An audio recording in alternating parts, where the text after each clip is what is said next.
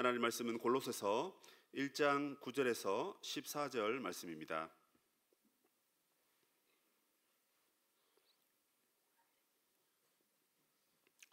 골로새서 1장 9절에서 14절 말씀을 함께 교독하겠습니다. 이로써 우리도 듣던 날부터 너희를 위하여 기도하기를 그치지 아니하고 구하노니 너희로 하여금 모든 신령한 지혜와 총명에 하나님의 뜻을 아는 것으로 채우게 하시고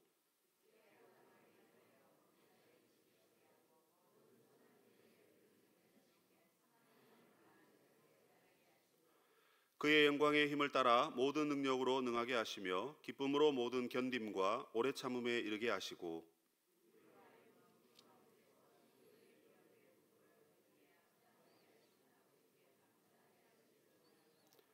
그가 우리를 흑암의 권세에서 건져내사 그의 사랑의 아들의 나라로 옮기셨으니 그 아들 안에서 우리가 속량 곧 죄사함을 얻었도다. 아멘. 우리 꿈꾸는 교회 성도 여러분, 오늘 하루 평안하셨습니까? 네, 옆에 있는 분들 한번 쳐다보시죠. 평안했는지 안 했는지. 평안이 잘 안 보입니다. 그래도 우리가 하는 아버지 품에 오셨으니까 오늘 평안을 누리시길 바라겠습니다. 네, 요즘 세상살이가 참 어렵다라는 생각을 하게 됩니다. 그래서 좀 더 나은 삶을 꿈꾸지만 뜻대로 되지 않아서 수심이 또 가득하고 또 걱정이 많은 게 또 우리 인생인 것 같습니다. 요즘 내가 어떻게 살고 있는가 그걸 이제 아는 방법이 있더라고요. 그게 뭐냐면 내가 요즘 무엇을 두고 기도하고 있는가 이걸 살펴보면 됩니다. 그러니까 내가 하나님의 복된 것을 신령한 것을 잘 구하고 기도 생활 열심히 잘 하고 계시면 그래도 잘 하고 계시는 겁니다. 그런데 기도는 모르겠고 기도를 하더라도 그냥 내가 무엇을 위해 기도했는지 기도하고 나서 기억이 안 나요. 뭘 기도했는지. 그러면 내가 지금 정신이 없구나 이렇게 생각을 하면 됩니다. 저는 목회를 그렇게 길게 하지 않았지만 성경책에 나와 있는 여러 교리나 신학적인 내용들이 많지 않습니까? 그 중에 수많은 주제들 중에 조금 더 내가 많이 연구하고 또 많이 노력해보고 또 내가 해보고 아니면 왜 아닌지 아니면 맞으면 왜 맞는지 이거를 열심히 해야 되겠다 그런 생각을 했습니다. 그래서 주제를 하나 정했는데 그게 저는 기도였습니다. 그래서 제가 어느 교회에 있든지 간에 기도하기를 힘쓰고 또 기도에 대한 내용을 어떻게 하든지 제 마음의 머리에 많이 차곡차곡 쌓아놨다가 기도가 막히거나 또 기도가 필요한 사람들이 있으면 가서 이야기하고 설득하고 가르치면서 기도에 힘쓰도록 그렇게 해야 되겠다 이런 마음을 먹었습니다. 그래서 저는 작년에 저희 교회 부임해서 기도를 열심히 하는데 정말 제가요 1년 동안 정말 무식하게 딱 한 가지 기도 제목만 했습니다. 그러니까 제 개인 기도 생활 가운데 한 가지 기도 제목만 가지고 열심히 기도했단 말입니다. 그걸 한 가지라고 말할 수 있지만 사실 그 안에는 여러 가지가 들어가 있습니다. 그건 저와 여러분이 잘 아는 주기도문입니다. 그 주기도문의 6가지 간구를 열심히 구했는데 그러다 보니까 제가 왜 이걸 갖고 실험을 했냐면요, 이 주기도문 갖고 기도를 안 하니까 제 마음속에 있는 온갖 잡생각을 갖고 기도를 계속 하고 있더라고요. 남들은 모릅니다. 제가 뭐라고 기도하고 있는지. 옆에서 이렇게 듣는 것도 아니고. 근데 저는 알지 않습니까?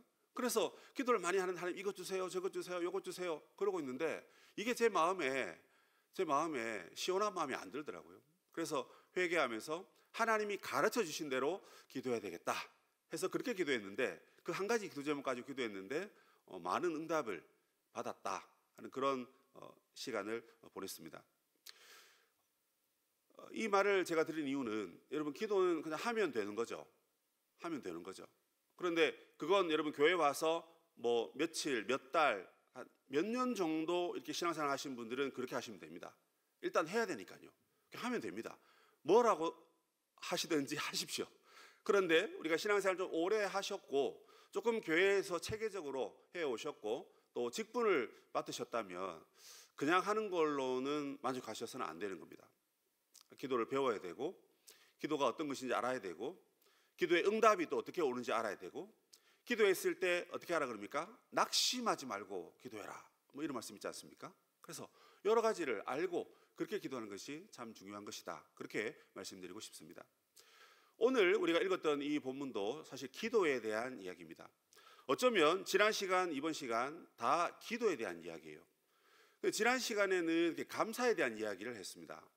김 목사님께서 감사가 세 가지 이유로 감사가 생긴다 했죠. 뭐죠? 그게? 첫 번째? 예. 예, 믿음과 소망과 사랑. 이 세 가지가 교회 안에 열매로 나타났습니다.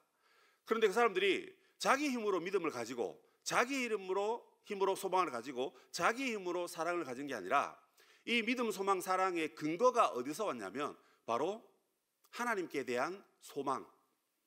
하나님께 대한 소망 때문에 내 믿음의 열매를, 소망의 열매를, 사랑의 열매를 맺게 되어서 내가 너무 감사하다. 너무 감사하다. 그런 얘기를 했습니다. 그리고 오늘은요, 그 감사한 그 교회, 이미 신앙생활 잘하고 있습니다. 그런데 그 교회가 더 하나님 은혜 안에서 성장하고 더 감사한 일이 많이 생겨나도록 바울이 간구의 기도를 하고 있습니다. 그래서 9절에 보시면 첫 번째 단어가 뭐죠? 이로써 이렇게 되어 있습니다. 이로써, 이게 무슨 말입니까? 골로새 교회가 이렇게 믿음 안에 잘 서 있는 걸 보고 들으니까 내가 에바브라 목사를 통해, 이 목사입니다. 에바브라 목사를 통해서 내가 너희들의 소식을 듣고 나니까 내가 그냥 마음이 너무 뜨거워서 너희들에게 기도하기를 쉬지 않았다, 이렇게 말합니다. 뭐 때문에요? 너희들의 믿음 때문에. 여러분, 그들이 믿음 생활 잘 합니다. 아이고, 그럼 이제 내가 기도 안 해줘도 되겠다, 알아서 잘 해라, 이렇게 할 수 있는데 바울은 오히려 거기에 더 성령의 기름을 붓기 위해서 내가 이로써 너희를 위해서 기도한다. 바울이 왜 그런 줄 아세요? 하나님께서 그들에게 믿음과 소망과 사랑을 주신 것을 보고, 하나님이 일하시는 것을 보고 바울이 일을 안 할 수가 없었던 겁니다. 하나님이 교회에 은혜를 부어주신 것을 보고 나도 하나님의 사역자로 하나님의 복음으로 부름받았으니까 나도 하나님 쫓아가서 하나님 뒤에서 이 교회를 위해서 중보해야 되겠다. 그래서 이로서라는 이 말을 한 겁니다. 그래서 긍정적인 의미에서는 교회가 부흥하고 성장하고 있으니까 바울이 더 열심히 기도한 것도 있고요. 또 이 이면에는 골로새 교회에 있는 그런 거짓 교사들, 이단들이 있었습니다. 이 지금 신앙생활 잘하고 있는데 이 거짓 교사, 이 이단들이 각종 다양한 가르침을 갖고 예수 그리스도를 부인하니까 기도가 안 할 수가 없는 겁니다. 그래서 내가 너희들을 위해서 기도하겠다, 이렇게 되어 있습니다. 그런데 성경에 보면 여러분 같은 단어를 반복해서 이렇게 말이 나오지 않습니까? 그건 여러분 강조한다는 뜻입니다. 9절에 보니까 여러분 기도와 관련된 단어가 두 단어가 나옵니다. 어떤 단어죠? 하나는 기도고 하나는 뭡니까? 간구하노니, 이렇게 되어 있습니다. 같은 단어일까요? 다른 단어일까요? 한글로도 다행히 다르게 이렇게 좀 번역을 했습니다. 다른 단어입니다. 앞에 있는 기도는 그냥 일상적인 그런 기도입니다. 우리가 뭐 식사 기도 한다든지 또 예배할 때 기도한다든지 뭐 삶 가운데 기도하는 그런 기도입니다. 그런데 뒤에 나온 이 간구는요, 말 그대로 도움을 요청하는 기도입니다. 이미 잘 나가고 있는 그 교회가 왜 바울이 도움을 구할 정도로 이렇게 간구를 하고 있을까? 여러분 궁금하지 않으세요? 궁금하지 않으세요? 여러분 성경 읽으실 때 다 의심하고 읽으셔야 됩니다. 성경을. 이게 왜 이렇게 얘기했지? 왜 이런 식으로 얘기할까? 이게 무슨 뜻일까? 기도, 간구 다 아는 단어잖아요. 그래서 뭐 이러고 넘어갈 게 아니라 다 궁금한 마음으로 들어가셔야 거기에 의미를 찾을 수가 있습니다. 너무너무 건강한 교회를 위해서 그냥 기도도 아니고 특별한 간구를 드리는데 또 바울이 어떻게 했다 그러죠? 쉬지 않고 했단 말입니다. 쉬지 않고. 쉬지 말고 기도하라, 뭐 그런 말씀 있지 않습니까? 그죠? 쉬지 않고 기도했다. 무슨 말입니까? 24시간 잠을 안 자고 기도했다, 이런 말일까요? 그런 뜻은 아니고 내 마음에, 내 생각에 내가 항상 그 교회를 염두에 두고 교회를 항상 위해서 자기가 마음을 다해서 온 정성을 다해서 전인격적으로 기도했다, 이런 얘기지 않습니까? 바울이 기도한 내용을 여러분 오늘 말씀을 보면 딱 두 가지로 요약해서 설명할 수 있습니다. 근데 이 두 가지가 또 한 가지로 바뀔 수가 있어요. 이 두 가지가 뭐냐면 첫 번째는 바른 알미입니다. 그러니까 바른 지식을 갖게 해달라, 이렇게 기도했습니다. 두 번째는 뭐냐면 그 바른 지식을 근거로 바른 삶을 좀 살아라. 성경에 보니까 합당한 삶, 합당한 생활, 이렇게 얘기합니다. 그러니까 이 두 가지가 조화가 있어야 됩니다. 어떤 사람은 지식은 있는데 삶이 없습니다. 그럼 뭐라 그럽니까? 아유, 저 입만 번지르르한 아무개 집사, 아무개 땡땡, 뭐 이렇게 하지 않습니까? 말은 맞습니다. 특히 교인들이 나가서 말 참 잘합니다. 옳고 그런 거 너무 잘 분별하고요. 눈빛으로 이미 말합니다. 말 안 해도. 그래서 우리가 바른 알면 뭐 많이 갖고 있다고 할 수도 있겠어요. 근데 중요한 건 뭐예요? 바른 삶이 나타나야 되는 거죠. 바른 지식이 바른 생활로 연결이 돼야 됩니다. 바른 생활. 어떤 생활입니까? 뭐 여러 가지가 나오는데 한번 차근차근 살펴보겠습니다.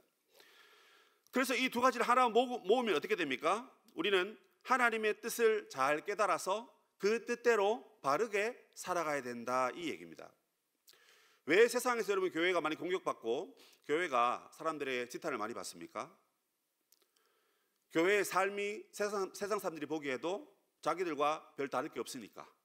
그 말은 교회가 좀 경건하고 좀 거룩하고 뭔가 좀 우리와는 다른 삶을 살아내어 주어야 하는데 그런 삶이 없더란 말입니다.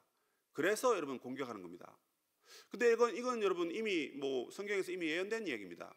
우리가 여러분 산 위의 동네라 그랬습니다. 제가 광진구에 살 때 그 구이문으로 쭉 나가면 소방서가 있는데 그 맞은편에 교회 하나가 있습니다.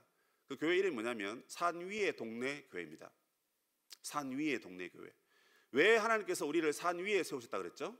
산 아래에 있는 믿지 않는 자들이 우리의 행실을 보고 배우고 우리는 가르치고 섬기고 그러라고 우리가 산 위의 동네입니다.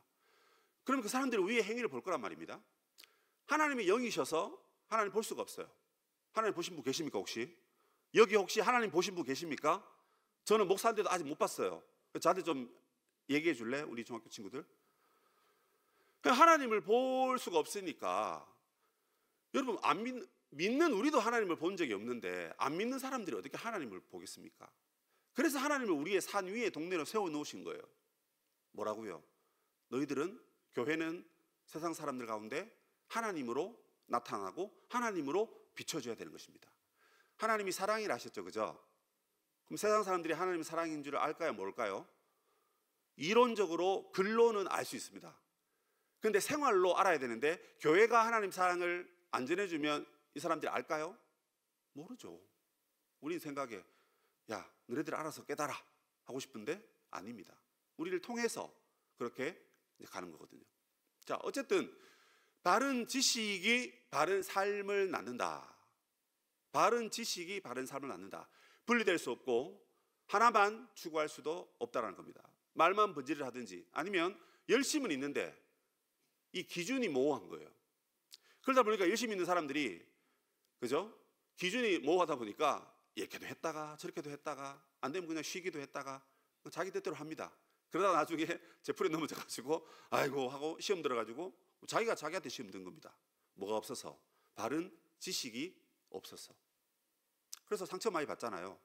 저는요 상처받는 걸 뭐 이해도 하고 또 설득도 해야 되지만 이 바른 지식이 있었다면 아이고 그래 내 마음이 이렇게 상할 줄 알았다. 상할 줄 알았어. 아이고 어떡해 그냥 뭐 참아야지 이러고 넘어가는데 이 바른 지식이 없으니까 그게 그냥 속이 쓰라려가지고 그냥 세상 무너지는 줄 알고 그냥 막 그렇게 화를 내고 싸우고 두 번 다시 안 볼 것처럼 그렇게 막 사납게 막 응 하고 막 호랑이처럼 교회에 호랑이들이 많아요. 응 이러고 계시는데 바른 지식이 있으면 여러분 내 삶이 바르게 진행되기 때문에 그런 일도 사실은 잘 넘어갈 수가 있는 겁니다. 어쨌든 바른 지식과 바른 삶이 연결이 된다 하는 겁니다. 자, 그러면 이 바울이 이제 본격적으로 우리에게 바른 지식을 말하고 있는데 그것은 바로 하나님의 뜻을 아는 것이다 이렇게 말하고 있습니다. 하나님의 뜻을 아는 것. 자, 어떤 친구가 저한테 와서 이런 얘기를 하더라고요. 기도 제목을 이렇게 냈습니다. 목사님, 제가 지금 어떤 한 사람을 만나고 있는데 이 사람이 하나님이 나에게 보내신 짝인지 아닌지 좀 알고 싶어요. 뭐 이렇게 하더라고요. 그래, 야 인간아, 내가 너도 아닌데 왜 나한테 물어보냐? 내가 네 마음도 모르는데 네가 기도해봐. 하나님께 물어봐. 했는데 여러분 이런 것이 뭐 하나님의 뜻을 아는 그러니까 분별이죠. 분별하는 걸까요? 조금 있으면 이제 수능을 칩니다. 우리 학부형들 마음 졸이고 기도하고 계시겠죠. 저희도 같이 기도하고 있습니다. 화이팅 하시는데 딱 점수를 받았습니다. 눈치 작전을 잘 해야 돼요. 어디로 들어가야 될까? 이걸 여러분 잘 깨닫는 것이 하나님께 물어가지고 그래서 하나님께 응답받으면 하나님의 뜻을 깨달았다. 야, 그래서 내가 여기 넣으면 합격한단다. 와, 그럴 줄 알았으면 저도 과거에 그렇게 했을 건데 이것이 하나님 뜻을 분별하는 겁니까? 아니면 뭐 저도 이제 곧 이사를 가야 되는데 이제 어디로 이사 가야 되지? 아파트마다 다 이게 특색이 있고 또 겨울이 되면 관리비가 많이 나오는데 관리비를 줄일 수 있는 그런 좀 좋은 아파트 없을까? 집은 넓고 관리비는 조금 적게 내는. 그래서 하나님 도와주세요 이렇게 막 기도하면 하나님이 저기 가라, 동쪽으로 가면 뭐가 있고, 그런 아파트 누가 저한테 소개해 주더라고요. 그러면 그걸 알면 그게 하나님의 뜻을 분별하고 아는 것이다 이렇게 말할 수 있을까요? 뭔가 아니니까 지금 계속 이상한 얘기를 하고 있는 것 같죠, 제가? 그죠? 이 원고에 지금 들어가 있습니다. 아니니까 계속 얘기하고 있어요. 이게 아니란 말입니다, 여러분. 하나님의 뜻을 안다는 것은요, 크게 두 가지입니다. 두 가지. 그걸 여러분 우리가 웨스트민스터 소규리 문답을 통해서도 알 수 있어요. 웨스트민스터 소규리 문답 안에는요, 크게 두 가지 주제가 있어요. 첫 번째는 누구냐면 하나님 누구신가? 하나님 어떤 분이신가? 하나님 우리 구원을 위해서 무엇을 하셨는가? 이걸 기록하고 있고요. 그 다음 그 하나님이 우리의 삶 가운데 요구하는 하나님의 백성다운 삶이 뭔가? 그 대표적으로 십계명입니다. 십계명은요, 구원받기 위해서 노력하라고 열심히 지키는 계명이 아니고, 이미 하나님 은혜로 구원받았기 때문에 너는 이제 더 이상 죄의 노예가 아니라 하나님의 자녀야. 그러니까 자녀답게 어깨 딱 펴고 그렇게 살아, 그런 얘기거든요. 이 두 가지입니다. 자, 그러면 하나님을 안다라고 하는 건요, 첫 번째로 뭐냐면 하나님이 우리를 구원하시는데 그 구원의 하나님의 엄청난 계획과 은혜와 사랑과 능력이 얼마나 크고 위대한지, 그걸 아는 게 여러분 하나님의 뜻을 아는 겁니다. 하나님의 뜻을 아는 게 그거란 말입니다.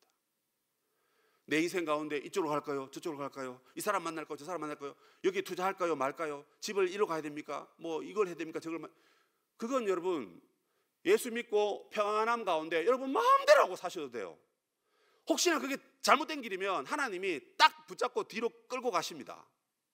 그래서 믿음으로 전진하면 돼요.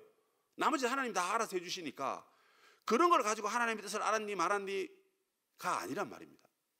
하나님의 크고 광대한 뜻은 이 세상 사람, 죽어가는 사람을 구원해서 하나님 나라로 데리고 가시려는 그 하나님의 원대한 계획이 바로 하나님의 뜻이다 하는 겁니다.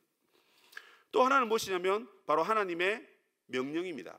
너희가 하나님의 자녀니까 이렇게 살아야 돼. 하나님 제가 어떻게 살까요? 하나님 영광을 위해서 살아라. 하나님을 기쁘시게 하고 살아라. 어떻게 살든지 하나님 생각하고 살아라. 이게 여러분 하나님 뜻입니다. 그래서 우리가 기도할 때 어떻게 기도합니까? 주여 오늘도 저의 발걸음 가운데 주님의 영광을 나타내는 삶을 살게 하옵소서.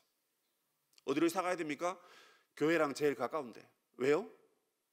맨날 하나님 얼굴 보러 와야 되잖아요. 하나님 음성 들으러 와야 되는데 더 멀리 가, 이사를 막 더 멀리 가니까 어떻게 합니까? 더 못 오잖아요.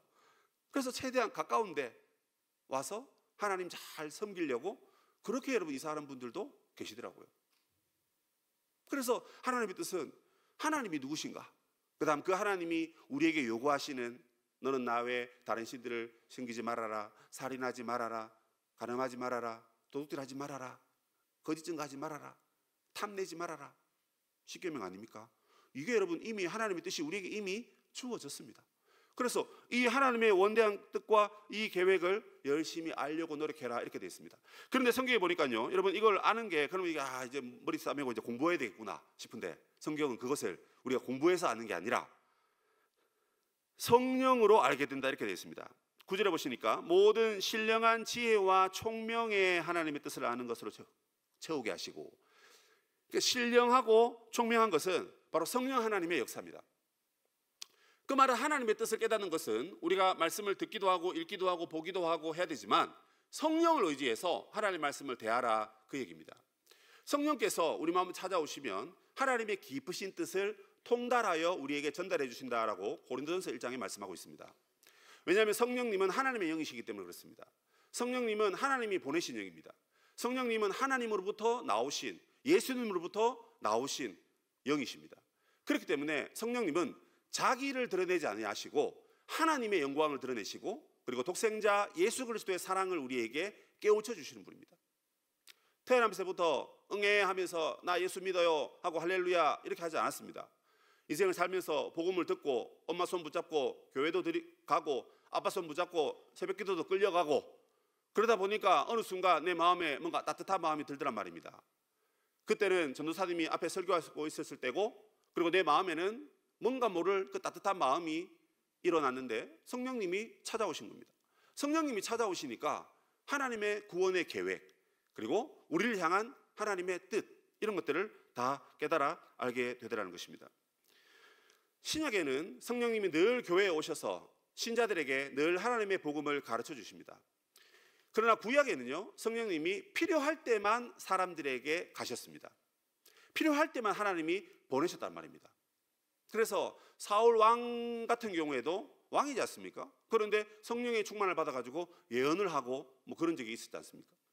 그런데 그보다 더 명확하게 성령을 받아서 하나님의 능력을 잘 감당한 사람이 저 두 사람이 기억이 나는데, 하나는 출애굽기 31장에 브살렐이라는 사람입니다.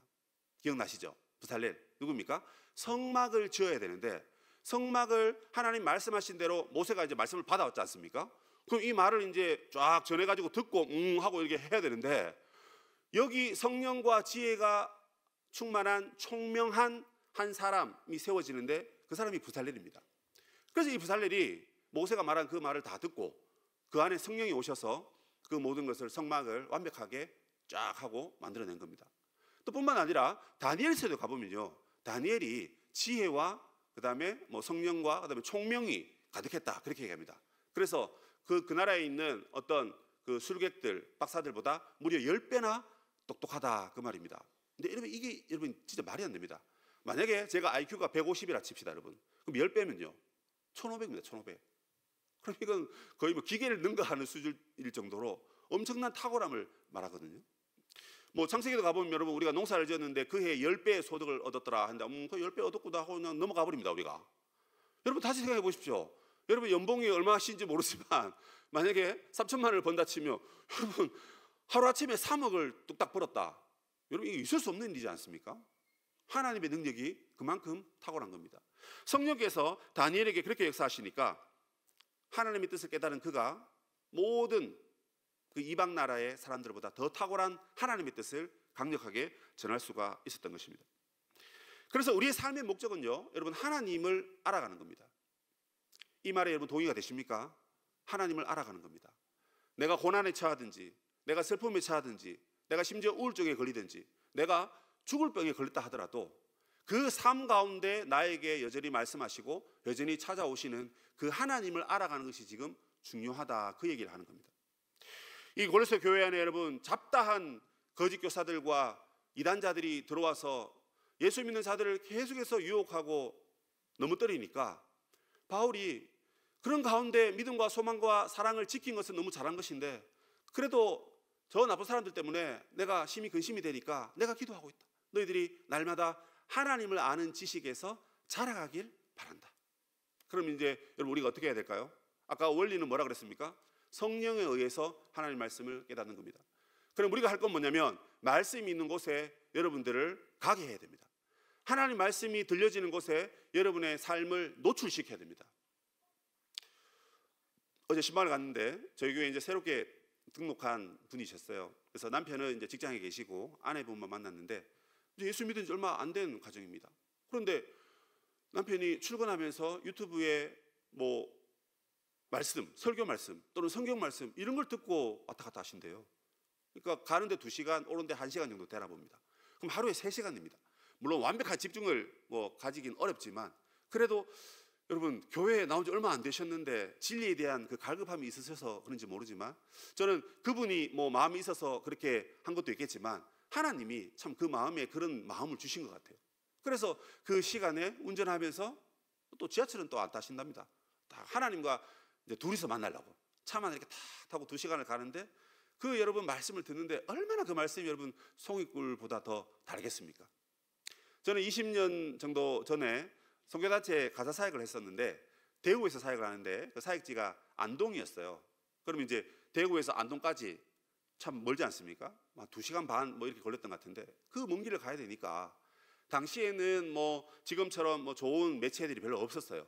그래서 그 신학자들이 강의한 그 카세트 테이프 있잖아요. 이건 약간 좀 호랑이 담배 피는 시절 이야기하는 느낌인데 약간 그 카세트를 탁 차에 넣어가지고 그걸 갈 때 듣고 올 때 듣고. 그래서 어떤 강의는 제가 달달달 외운 강의들이 있습니다. 모세오경 강의 잘하시는 송재근 교수라는 분이 계시는데 그분의 참 그 창세기나 그 뭐 모세오경 강의는 정말 탁월한 강의거든요. 그래서 우리 목회자들이나 신학자들도 아마 그분 다 좋아하실 건데 그 강의 그냥 들으면서 운전하고 가면서 눈물을 그냥 줄줄 흘리면서 그렇게 갔던 적이 있습니다. 우리 성도님이 그렇게 하고 계시더라고요. 하나님의 말씀이 들려지는 곳에 나를 노출시킨다. 그래서 여러분 어떻게 하면 말씀 묵상을 잘할까? 첫 번째는요, 일단 공간 확보입니다. 공간 확보. 나 혼자 있을 수 있는 공간, 방해받지 않는 공간, 그 공간을 확보해야 됩니다. 그리고요, 시간 확보. 이게 너무 당연한 얘기인데 이 당연한 게 안 돼가지고 말씀 묵상이라든지 말씀을 듣는 일에 조금 우리가 소홀히 할 수밖에 없어요. 그 외에도 여러 가지가 있는데 가장 기본적인 것을 통해서 하나님의 말씀을 들을 수 있는 곳으로 가장 좋은 것은 여러분 예배인 것 같습니다. 근데 예배는요 약간 좀 떠먹여주는 느낌이 있지 않습니까? 그럼 여러분들이 직접 말씀을 펴서 보고 듣고 읽을 수 있는 그런 시간들을 여러분 확보하시고 5분도 좋고 10분도 좋고 뭐 출근할 때 하셔도 좋고 그래서 노력을 하셔야 하나님의 아는 지식에서 우리가 자라갈 수 있다는 것입니다. 호세아서 말씀에 가면 이런 말씀이 있습니다. 내 백성이 망하고 내 백성이 죽게 되었는데 그 이유는 뭐냐면 바로 하나님을 아는 지식이 없기 때문에 내 백성이 망하는도다, 이런 말씀이 있습니다. 하나님의 백성들은요 말씀이 없으면 여러분 망합니다. 말씀이 없으면 안 돼요. 말씀이 없으면 뭘 해도 자기 뜻대로 합니다. 말씀이 없이 기도하면 내 속에서 터져나오는 탐심과 욕심 뭐 이런 걸 갖고 기도한단 말입니다. 그래서 제가 잠언 말씀 뭐 참 다 좋아하지만 율법이 없는 기도는 가증하니라 하는 잠언 28장 9절 말씀을 제가 제일 좋아합니다. 제 인생에 받은 말씀이 참 뭐 짧은 인생이지만 많은데 그 말씀이에요. 율법이 없는 기도는 가증하다. 이해되세요? 율법이 없는데 기도를 많이 하는 거예요. 그러니까 세상적인 것만 계속 구하는 겁니다. 그러나 율법이 있으면 그 안에 하나님의 뜻을 구하고 하나님의 나라를 구하고 하나님의 이름을 구하고 하나님의 거룩함을 구하고 그렇게 산단 말입니다. 기도는 좋은 것인데 율법이 없어서 기도를 내 욕심을 채우는 그냥 하나의 도구로 전락시키면 안 되는 거죠. 기도는 은혜의 도구입니다. 은혜의 방편입니다. 은혜가 우리에게 오는 시간이고 내가 하나님께로 가는 라인입니다. 그런데 여러분 내가 하나님께 가는데 또 은혜를 받는데 하나님의 뜻대로 구하고 뜻대로 받고 돼야 되는데 그 기준이 없으니까 그냥 자기 욕심대로 하는 겁니다. 그래서 기도를 잘 하려면 말씀을 알아야 되고 기본적으로 말씀이 있어야 우리가 멸망하지 아니하고 하나님 뜻대로 살아갈 수 있다 하는 것을 여러분 우리가 기억해야 됩니다. 자, 그래서 이제 첫 번째 이제 바른 지식을 구하게끔 열심히 내가 기도한다 했고요. 두 번째는 뭐냐면 여러분 바른 삶이라 그랬습니다. 그 바른 삶을 이 바울은 4가지 단어를 통해서 우리에게 알려주고 있습니다. 이게 무슨 말이냐면 바른 지식이 또 바른 삶이 있어야 된다 하는 거잖아요, 그죠? 그런데 그러면 바른 삶이 뭐냐, 구체적으로 뭐냐 했을 때 4가지 모습이 나타나는 것이 바른 삶이다, 그렇게 얘기하고 있습니다. 제 얘기가 아니고 성경의 얘기라서 4가지이지만 짧게 이야기하고 넘어가겠습니다. 그 첫 번째는 보면 10절에 보면 이렇게 되어 있습니다. 모든 선한 일에 열매 맺게 된다라는 겁니다. 모든 선한 일에 열매 맺게 된다. 그러니까 내가 지금 바르게 정상적으로 신앙인으로 잘 살고 있다 하는 것은 내 삶 가운데 선한 일이 있는데 그 선한 일이 열매가 나타나는 것을 말합니다. 자, 근데 이게요 내가 열매를 막 맺게 하는 게 아니고 하나님의 말씀이 내 안에 들어와서 나를 움직이면 저절로 이 선한 일이 열매가 맺히게 된다, 그 말입니다. 여러분 이게 기독교가요 언젠가 이게 약간 율법주의로 가는 게 참 이게 많은데 이걸 여러분 잘 해석을 해야 됩니다. 아, 이제 바른 삶을 살아야 되니까 내가 바른 삶을 살아내야 되겠다. 자, 그러면 바른 삶을 한번 살아보자 해가지고 내가 막 허리를 동이고 내가 막 악을 쓰는 겁니다. 그러니까 시험 들죠. 그러니까 시험 들고 그러니까 상처 입고 그러니까 서로 싸우고 문제가 생깁니다. 아이고 나는 이렇게 열심히 하는데 저기 아무개 집사는 열심히 안 하는 거야. 하나님 이게 마르다 마리아 얘기 아닙니까? 하나님 나는 이렇게 열심히 하는데 지금 뭐 한 거야 지금? 그러면서 막 하나님 원망하고 예수님 원망하고 하나님을 원망하고 있어요. 우리가 기도하면서 율법이 없으니까, 그죠? 그래서 율법이 들어오면 자연스럽게 선한 일의 열매가 맺혀진다. 와, 여러분 공짜입니다, 공짜. 선한 일의 열매가 물론 우리가 그 선한 일에 우리를 노출시켜야 됩니다. 선한 일에 노출시키라고요. 그러니까 그 일의 현장에 가 있어야 된단 말입니다. 가 있지도 않으면서 열매 맺게 해주세요. 이건 아니죠. 자, 그러면 여러분 이 선한 일이 뭘까요? 성경 전체에서 사실 랍비 문학에서 선한 일은요, 뭐 여러분 잘 아시는 그겁니다. 고아와 과부와 나그네를 선대하는 거. 이게 여러분 선한 일입니다. 근데 이건 이제 구체적인 거잖아요, 그죠? 구체적인 건데 분명히 이 골로새 교회에도 그런 사람들이 있습니다. 교회 안에 있습니다. 여러분 우리의 구제가요, 안으로 바깥으로 이렇게 가야 됩니다. 무슨 말입니까? 교회 안의 구제가 1순위고요, 교회 밖의 구제는 2순위입니다. 맞습니까? 교회 안에 구제는 안 하고 있는데 교회 밖으로 구제를 많이 한다. 그건 성경적인 원리가 아닌 거라고 저는 그렇게 알고 있습니다. 웨스트민스터 신앙 고백서에도 가보면 계속해서 그렇게 말합니다. 우리가 구제에 대해 얘기할 때 안으로 바깥으로 얘기합니다. 제가 간사 사역을 할 때 사람들한테 이제 후원을 받아야 되지 않습니까? 그러면 여러분 교회 안에 있는 사람, 후원 받아야 될 사람, 후원해 줄 사람을 안 챙기는데 교회 밖에 있는 사람은 너무 티가 나죠. 하면 어떻게 하는지 아니까. 근데 안에서 도움 받아야 될 사람은 전혀 도움 받고 있지 않는데 바깥에 열심히 하니까 이 사람들이 서로 오해가 생겨서 문제가 발생하더란 말입니다. 그래서 이 선한 일을 감당할 때 우리 안에 있는 하나님의 자녀들에게 사랑과 은혜를 베풀어야 됩니다. 근데 이 선하다는 이 단어가 어디서 왔냐면요, 창세기 1장에서 왔어요. 빛이 있으라 하니까 어떻게 됩니까, 여러분? 빛이 생겼습니다. 그래서 하나님 뭐라 그러셨죠? 보시기에 매우 좋았더라. 맞습니까? 맞습니까? 예, 좋았더라, 그겁니다. 그게 이 단어입니다. 똑같은 뜻입니다. 그때 하나님이 좋았더라, 이건 무슨 의미일까요? 여러분 우리가 아이가 탄생하고 나는데 아이 얼굴 보고 야 좋았더라, 그런 어머니들 계십니까 혹시? 야 너가 나 닮아야 내가 좋았더라 하는데 이 아빠 닮아가지고 안 좋았더라 그런 건가요? 하나님께서 하시는 일이니까 무조건 좋을 수밖에 없죠. 왜? 전능하신 하나님이 하신 일인데 일이 그르칠 수는 없잖아요.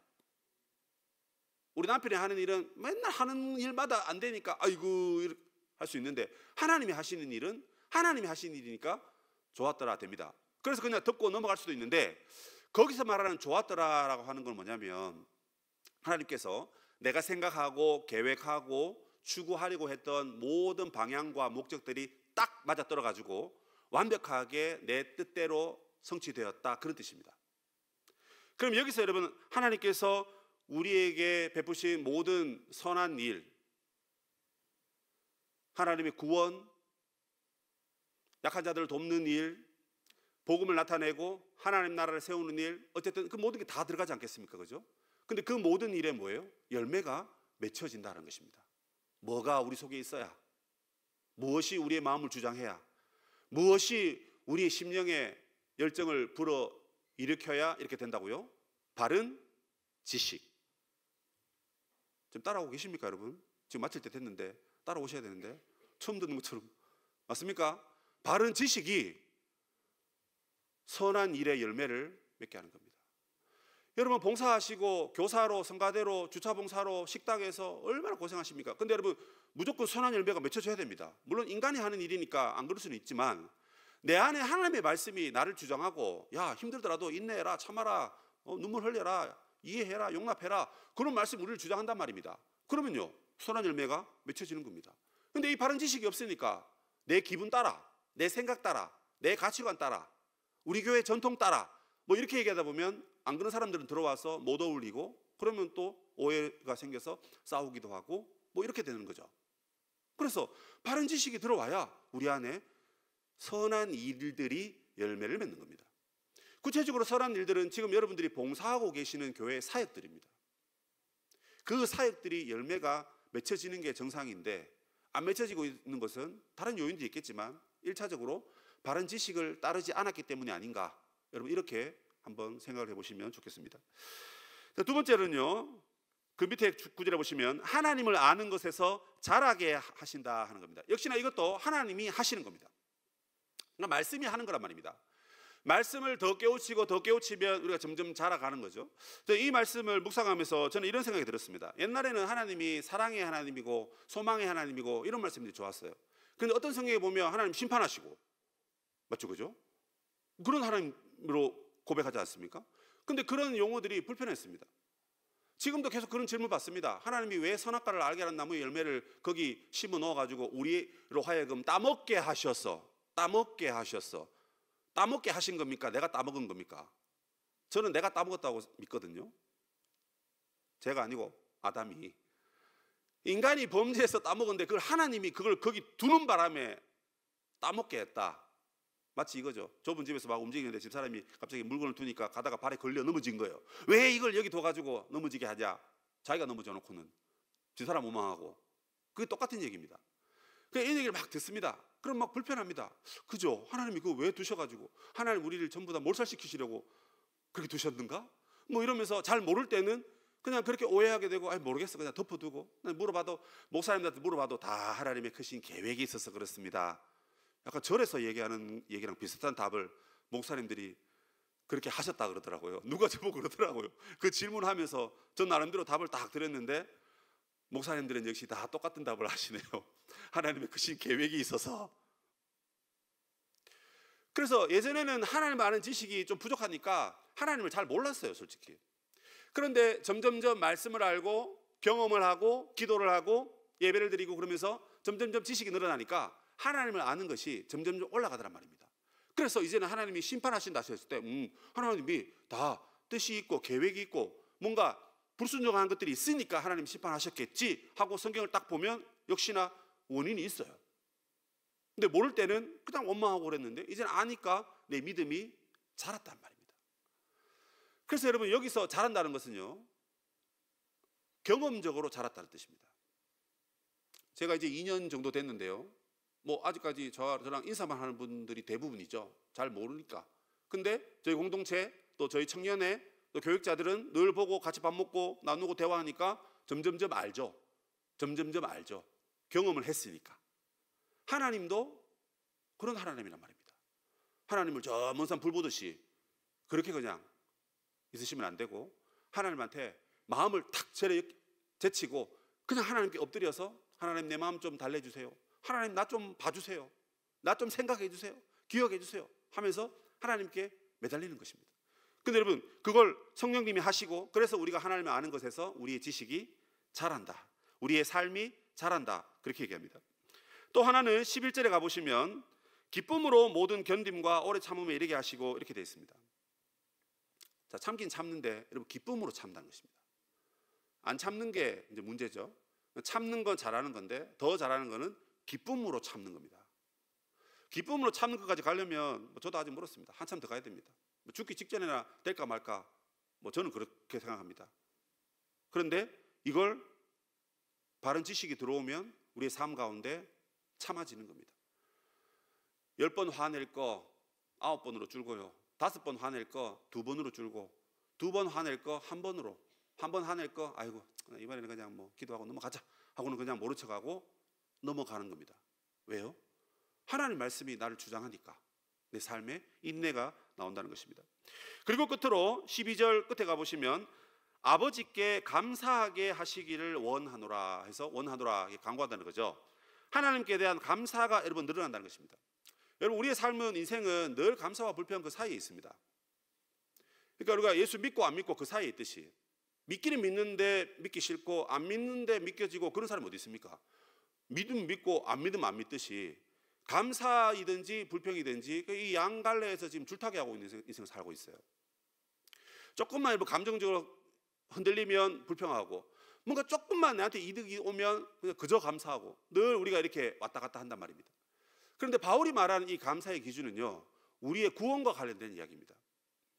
우리의 구원을 위해서 하나님께서 우리를 자기의 자녀로 선택하시고 복 주시고 은혜 주시고 그래서 흑암의 나라에서 사랑의 아들의 나라로 이끌어 가시고 그래서 우리의 삶 가운데 이제 천국에 들어갈 수 있게 하실 뿐만 아니라 죄 사함 곧 속량을 주셨다 이렇게 되어 있습니다. 이 죄 사함은 뭐냐면요 여러분 죄가 불뚝불뚝 일어나서 우리를 주장합니다. 맞죠? 죄는 죽어야 되고 없어져야 됩니다. 근데 우리가 죄를 죽게 하거나 없게 하지 못하니까 하나님께서 그 모든 것을 다 사하시고 용서해 주신단 말입니다. 그래서 여러분 죽음을 죽이신 예수님 때문에 우리가 제사함을 얻은 겁니다. 역시나 이것도 만약 우리가 하라 그러면 내가 내 죄를 죽이기 위해서 얼마나 노력해야 되는지 모릅니다. 노력해서 되는 거면 그렇게 하면 되는데 그래도 안 되더란 말입니다. 그런데 하나님이 그렇게 하게 하신다는 것입니다. 그래서 감사가 있는 삶이야말로 진짜 예수 믿는 사람이고, 진짜 뭔가 구원의 확신이 있는 사람이고, 진짜 하나님 보시기에 사랑받고 칭찬받을 만한 사람이 아닌가, 그런 생각을 하게 됩니다. 인생을 살면서 늙는다는 것이 또 슬프고 뭐 어려운 그런 육체적인 질병이나 이런 것들과 맞서 싸워야 되니까 힘듦이 있는 건 사실입니다. 그런데 한 가지는 확실합니다. 우리가 점점점 나이가 들고 점점점 나이가 익어갈수록 감사도 점점점 우리에게 채워지고 충만하게 된다. 이렇게 되면 참 좋을 것 같습니다. 어르신들이 이렇게 웃으시면서 감사하시고 행복해 하시는 모습을 보면 참 젊은 저희들은 은혜가 됩니다. 그런데 어르신들이 늘 짜증내고 화내시면요, 정말 그거는 용납이 참 안 되더라고요. 저렇게 인생을 오래 사시면서 저렇게 아직까지 불평할 게 많으신가? 수많은 경험을 하시고 예수의 은혜를 받으셨으면 뭔가 감사가 나타나서 믿는 우리뿐만 아니라 믿는 후손들뿐만 아니라 믿지 않는 자들에게도 저 사람은 어떤 사람이기에 저렇게 대인배인가? 어떻게 저렇게 감사할 수 있고 평안할 수 있을까? 보니까 하나님의 말씀으로 그의 삶이 바르게 사라지니까 감사가 저절로 나오더라는 겁니다. 도무지 불평을 찾아볼 수 없더란 말입니다. 늘 불평하는 그 누구보다는 늘 감사가 넘치니까 불평을 찾아볼 수가 없어요. 저는 저의 인생의 후반부에 이런 삶을 꿈꾸고 있습니다. 불평이 많아요. 근데 진짜 이제 좀 감사하자.